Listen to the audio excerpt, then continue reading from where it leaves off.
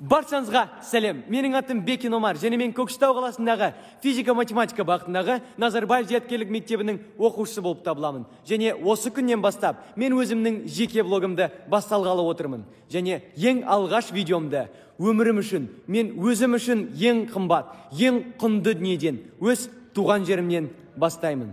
Мен өз елімнің патриотымын, ал патриоттық отанға деген сүйіспеншіліктен туған жерімізге, туған өлкемізге, табиғатымызға, тұрмыс салтымызға, жүрегімізге аса қымбат ән мен аңыздарға деген зор құрметтен басталатыны анық.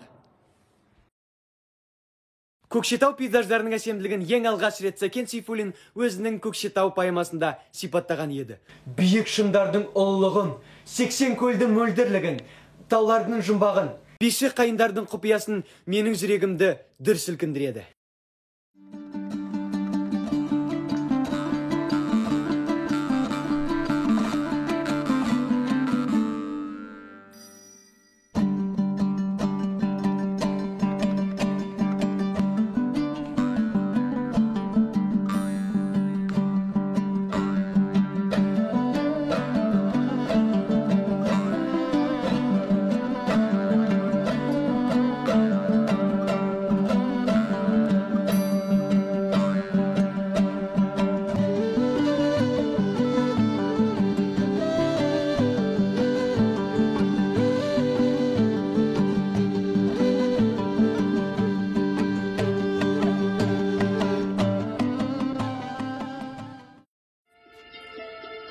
Көкшетау. Дүйім қазаққа аты шыққан төрт серінің төл бесігі. Соның бірегейі Біржан Сал.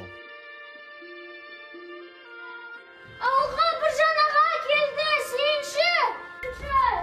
Біржан Сал келді. Базарың құтты болсан, ардақты елім, ардақты елім. Qoyandı.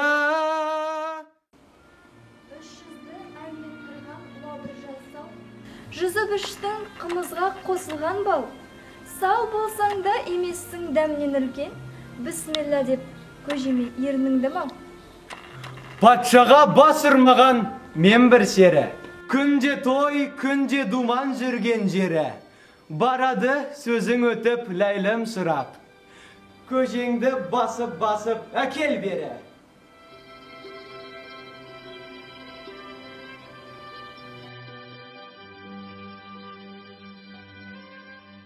Олардың рөлдерін сомдау біз үшін рухани байлық.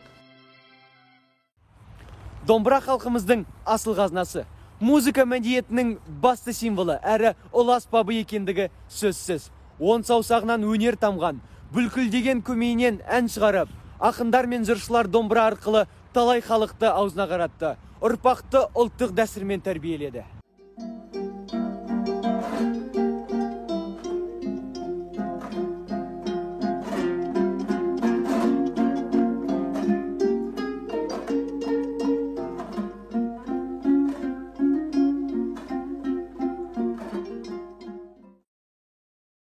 Мен бұл жерді жүрегіммен сүйемін. Мен бұл жерге әз басымды үйемін.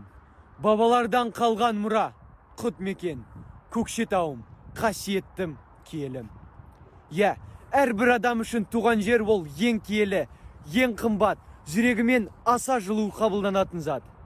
Алайда, егер біз осының бәріне немқұрайлы қарайтын болсақ, бәрі жоғалып, қолымыздан кететін болады. Еліміздің болашағы тек біздің қолымызда. Бізге үлкен үміт артылған.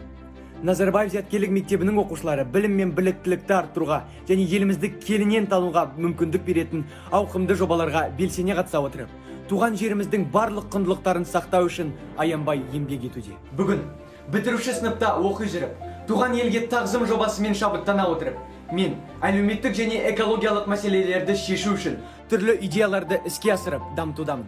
Бір мақсат үшін бірлескен жастардың атынан өз елімізді келешегін көрікті әрі тартымды, жарқында жасампаз етуге барымызды саламыз деген сенім білдіремін.